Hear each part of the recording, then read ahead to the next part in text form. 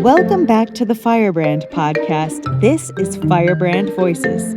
Firebrand Voices features authors reading their articles from the magazine. This week, Rachel Coleman reads her article, Choose Kingdom Life. Would you imagine with me two scenarios? Both take place after dinner, among groups of like-minded friends. The first takes place around a campfire, after a meal of fresh fish, roasted game, and robust local brews. At first, the contentment of full bellies, the beauty of the starlit night, and the laughter of good-natured jokes dominate the picture. But then the conversation turns to politics and the state of the nation. And suddenly, a latent anger, always simmering just under the surface, rises up to engulf the group. It spills over in harsh condemnation of those in power and those who cooperate with them. The jokes are no longer good-natured.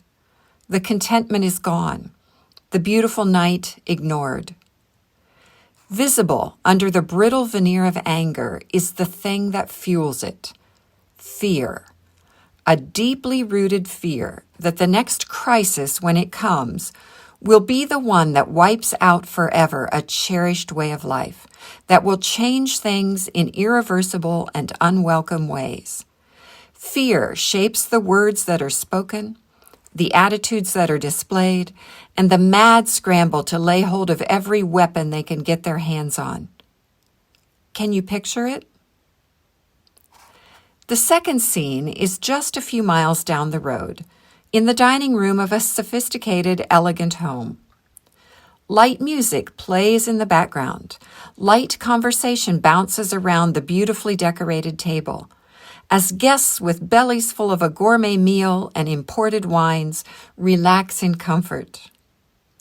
But then the conversation turns to politics and the state of the nation. And suddenly, the atmosphere changes. Light conversation becomes angry, harsh rhetoric, derisive and derogatory remarks about those people who oppose progress and put even the status quo in jeopardy with their threats of revolt. And visible under the veneer of anger is the thing that fuels it: fear. A deeply rooted fear that the next crisis, when it comes, will be the one that wipes out their cherished hold on power and influence, that will change things in irreversible and unwelcome ways. Fear shapes the words that are spoken, the attitudes that are displayed, and the insistent demeaning of the other. Can you picture it? I suspect that we can picture it only too easily. If I asked you to guess a location for this pair of scenarios, you might suggest just about any U.S. zip code and come up with a likely answer. However, what I have just described to you isn't a 21st century American setting at all, but a description of the first century Jewish context. The nation into which Jesus was born was passionately partisan and sharply divided, not least among class lines, with hot rhetoric that could easily slide into vitriol and ugly hatefulness. And Jesus, like many of his disciples, grew up in Galilee, where the two scenarios existed in close proximity to each other, with the hostility, anger, and fear frequently on open display. This is the kind of socio-political reality into which Jesus spoke the words of the Sermon on the Mount. It is a context that is eerily similar to our own, and his words have never been more relevant. When Jesus looks at the initial group of people who have chosen to follow him, he realizes that their preferred solutions for the mess things are in and their definitions of the good life probably fall into one of those two scenarios. Jesus also knows that neither perspective reflects accurately the character of the king, and neither fear-driven scenario leads to kingdom living. So right at the beginning of their journey with him, he graciously invites them up onto the mountainside and sets before them a different way, what Paul will later call a more excellent way. The portrait of kingdom living begins with a series of counterintuitive kingdom blessings at the beginning of Matthew 5, followed by these identity-shaping declarations about kingdom citizens. You are the salt of the earth. You are the light of the world. Then Jesus assures them that what he is offering is not an abolishing of the law and the prophets, but a fulfillment of them. Matthew 5:17 through 19. And he makes the bold claim that those who align with his mission, who desire to be salt and light in the world, will demonstrate a righteousness greater than that of the scribes and the Pharisees. Matthew 5:20. Then, without any transition whatsoever, he launches into a series of 6 examples of what a law-fulfilling, kingdom-shaped, greater righteousness life looks like. We find these in Matthew 5:21 through 48. The first and the last of those examples form a frame around the whole series. What is Jesus doing in this series of 6 examples? I think Jesus gives us 2 important clues to his purpose and intention. The first is found in the organization of the 6 examples. Each starts out, "You have heard it said," in reference to either an Old Testament commandment or to a popular interpretation of a commandment. This is followed by, "But I say." Jesus boldly and authoritatively lays out the full scope and true intent of the commandment. He highlights the inseparability of the law from the heart and character of the lawgiver, making clear that any interpretation of the law that doesn't take seriously the character of God will be incomplete, distorted, or just plain wrong. And bad interpretation of the commandments leads inevitably to really bad application of them. Looking at all 6 examples, we see Jesus saying, in essence, when you don't take seriously enough the holiness of God, your application of the commandments to your own life is pretty weak. And when you don't take seriously enough the mercy of God, your application of the commandments to others becomes harsh and condemning. The second clue to Jesus' purpose for these examples is found in the summary of the series in verse 48, and it reinforces what we've already seen. Be perfect or complete, Jesus says, as your Father in heaven is perfect or complete. In other words, live a life that reflects the character of the King. The Message version of Matthew 5:48 gets at the heart of this. Your kingdom subjects. Now live like it. Live out your God-created identity. Live generously and graciously toward others, the way God lives toward you. John Wesley rightly saw that the verb here is future rather than strictly a command. The old KJV rendering captures both the future sense and the derivative imperatival sense. You shall be perfect or complete. This is good news because it turns Jesus' exhortation from a seemingly impossible do-it-yourself project into a God-empowered adventure. As we practice the kind of kingdom living that Jesus is describing, God himself will perfect and complete us, making us more and more like himself. The more we embrace the King's definition of the good life, the more the royal resemblance becomes recognizable in us. Pausing here to reflect, we must ask, if Jesus could say such things to people who were steeped in Scripture, whose traditions kept the story of God front and center in their daily experience, what might he say to us? If Jesus' first-century people were clinging to interpretations and applications of God's word that were divorced from the character and revealed purposes of God, then what word of caution might this offer to Jesus' 21st century people? If we are willing to sit on the mountain with Jesus, willing to see and embrace his vision of kingdom life, what corrections or redefinitions might we need to make in our own understanding and application of God's commands?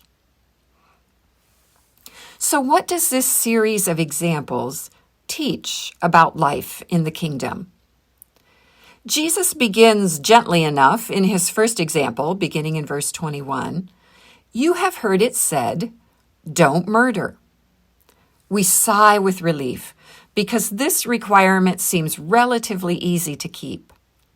We may mess up on the others, but we're not likely to break this one. Whew, we think, maybe this kingdom living stuff is going to be okay. And maybe a righteousness greater than that of the scribes and the Pharisees isn't going to be such a daunting challenge after all. But then Jesus lays out the true scope and intent of this command, and suddenly we're all implicated in its greater righteousness demands. But I say, if you are even angry with someone, you are subject to judgment. This word, when it's used with a human subject, almost always denotes sinful anger. Jesus says that not just murder, but the sinfully angry attitude that can lead to it is worthy of punishment. And now we're squirming a bit. And then Jesus gets all up in our business when he illustrates what kind of anger has this lethal potential. If you call someone an idiot, you are in danger of being brought before the court. And if you call someone a fool, you are in danger of hell.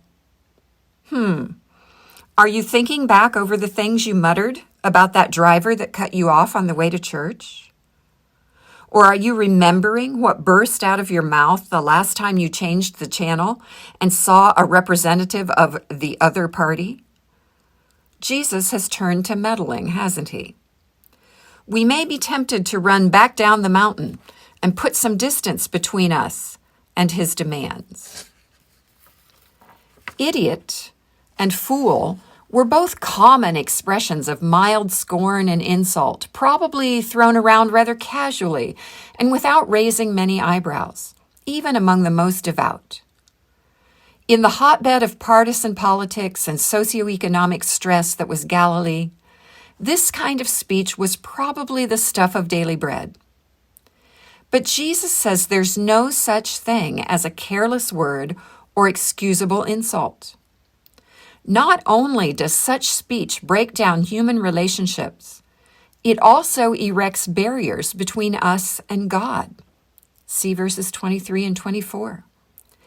As John Nolland puts it, worship that is acceptable to God cannot take place against the background of a damaged human relationship which is being ignored. So no matter how common or accepted such angry speech is in the larger culture, kingdom living calls for us to abandon it. Speech that destroys, shreds, demeans, or disdains another human being has no part in kingdom life. And if such insults, which John Wesley calls any word that did not spring from love, have spewed from our lips or our keyboards against a brother or sister or even against an adversary, kingdom living calls for swift and determined pursuit of forgiveness and reconciliation.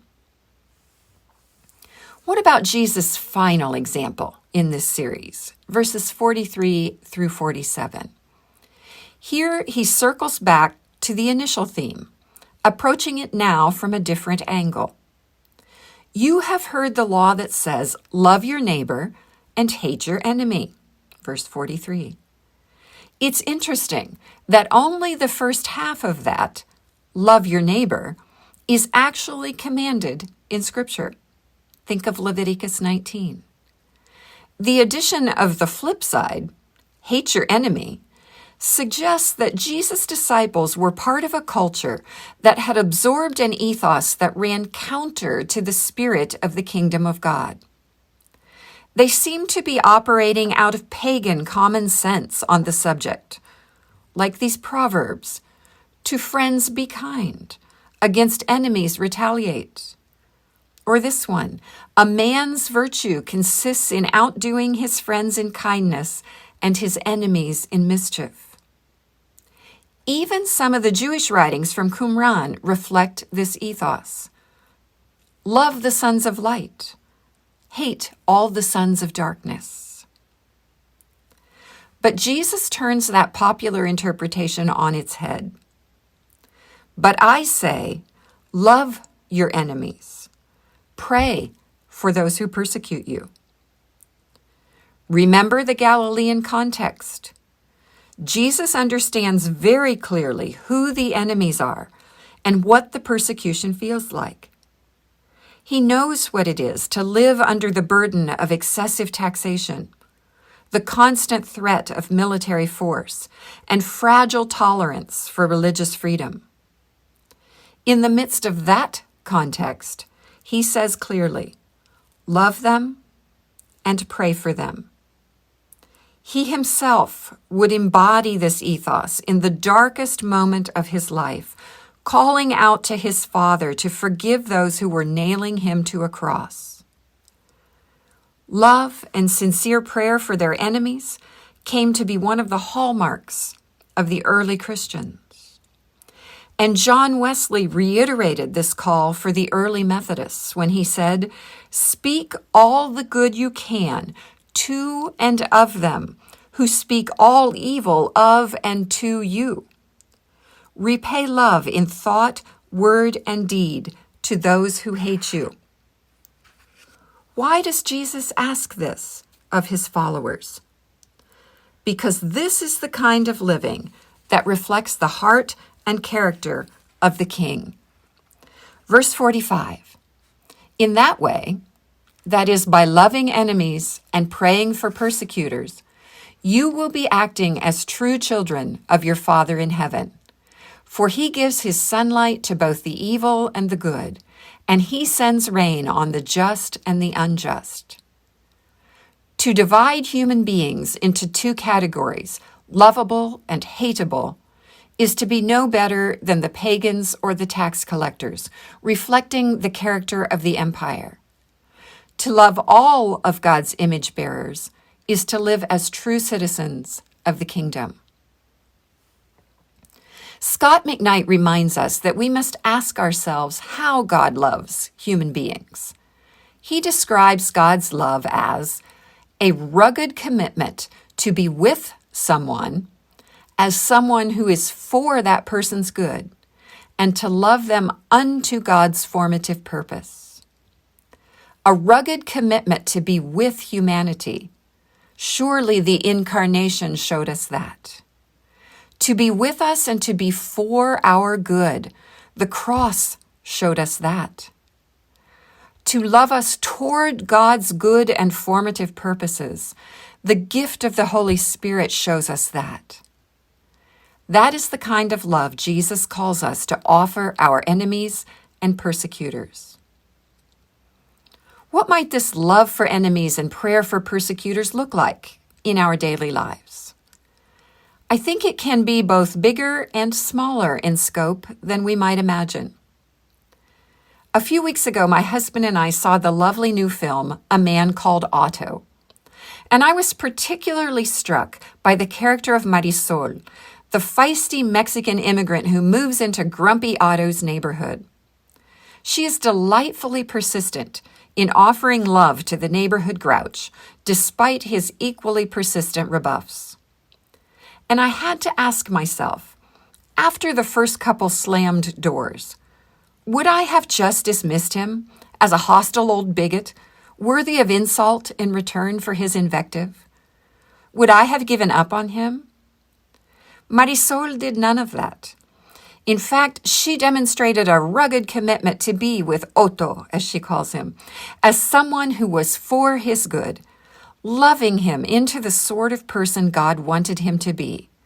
Maybe the otos in our lives are our starting points for kingdom living. Why does it matter? Why does it matter if we refrain from murderous speech? What difference does it make if we actively pursue reconciliation when our speech has wounded others? Why should we take so seriously this love of enemy and intercession for the persecutor? I think the Apostle Paul expresses most clearly the impact of this law-fulfilling, kingdom-shaped, greater righteousness living. In Philippians 2:15, he urges Christians to live this way so that we may be blameless and innocent, children of God without blemish in the midst of a crooked and twisted generation, among whom you shine as lights in the world. Ugly, hateful, demeaning speech and angry, fearful disdain for our enemies is one of the most notable characteristics of the particular crooked and twisted generation in which we live. If we want to shine like brilliant lights, and if we want to retain the savory saltiness of our kingdom identity, we cannot fall into the patterns of empire. If we want to offer effectively the gospel of the kingdom, we must demonstrate a family resemblance to the King. This generation needs us to live out our God-created identity, to live generously and graciously towards others, the way God lives toward us. Thank you for listening to the Firebrand podcast. Be sure to hit the subscribe button so you don't miss more great episodes just like this one.